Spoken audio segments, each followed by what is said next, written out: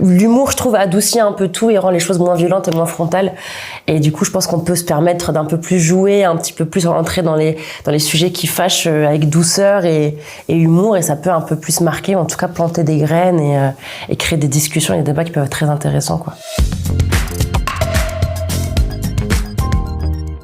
Alors moi, la comédie romantique, c'est un genre qui m'a jamais vraiment attirée. J'ai toujours eu l'impression, en tout cas de ce que j'en ai vu, que c'était souvent idéalisé, que c'était des histoires d'amour qui n'existaient pas dans la vraie vie. Ce qui me vient en tête là, c'est par exemple Bridget Jones, où on en parle aujourd'hui, où typiquement à l'époque, c'est celle qui représentait une femme mal dans sa peau, qui était considérée grosse, qui devait maigrir pour plaire. Et quand on la voit aujourd'hui, on se dit mais ça fonctionne pas du tout. Enfin, c'est pas ça, non. Quand j'ai reçu le scénario de Christmas Flow, à la base, mon agent m'a parlé de comédie romantique. Je fais oh, ouais, c'est pas mon genre, les trucs un peu tout gnangnan, les trucs comme ça, c'est pas du tout ce que j'aime. Et puis finalement, quand j'ai lu le scénario, c'est là où effectivement, je me suis dit ah oui d'accord, en fait, il y a tellement de choses qu'on peut raconter autour d'une comédie romantique. Il y a quelque chose qui est hyper intéressant aujourd'hui avec la société dans laquelle on vit, c'est qu'on déconstruit un petit peu tout et c'est obligé que la série, la fiction rejoignent la réalité. Finalement, c'est que des histoires ou des personnages un peu atypiques qui m'attirent et qui me marquent. Pretty Woman, où on parle d'une prostituée, donc il y a quelque chose où j'aime bien qu'on casse aussi un petit peu ce qu'on peut imaginer d'une comédie romantique, quoi. J'ai l'impression que c'est en train de devenir de plus en plus normal de voir des couples gays, de voir des gens de cultures d'origine différentes. C'est des choses qui sont en train de se normaliser. Je trouve ça génial d'en faire de moins en moins un sujet. Et ça veut dire que ça fonctionne et qu'effectivement, c'est là où on voit qu'à travers la fiction, on peut aussi montrer la réalité du monde dans lequel on vit.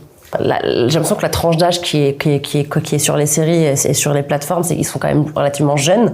Et je me dis que oui, on est obligé, les plateformes et les producteurs et les auteurs et tout le monde est obligé de faire des projets qui sont modernes finalement pour toucher les gens et pour parler et puis surtout pour refléter encore une fois. On raconte des histoires en fait qui existent autour de nous et qui nous touchent. Donc moi je trouve ça super chouette de voir qu'ils sont obligés d'évoluer, quoi.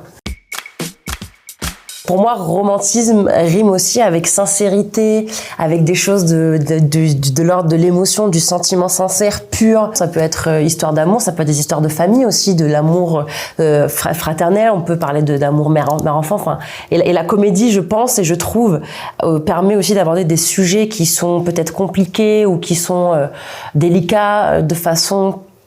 L'humour, je trouve, adoucit un peu tout et rend les choses moins violentes et moins frontales. Et du coup, je pense qu'on peut se permettre d'un peu plus jouer, un petit peu plus rentrer dans les sujets qui fâchent avec douceur et humour. Et ça peut un peu plus marquer, en tout cas planter des graines et créer des discussions et des débats qui peuvent être très intéressants, quoi. Moi, ce qui me touche beaucoup, c'est effectivement des personnages qui ont un peu double facette, qui finalement, ce qu'on est tous. Ce qui me vient en tête, c'est les personnages que peut interpréter, par exemple, Sandra Bullock. J'adore par sa maladresse physique dans la comédie, qui est très drôle, qui a un super temps d'humour, etc.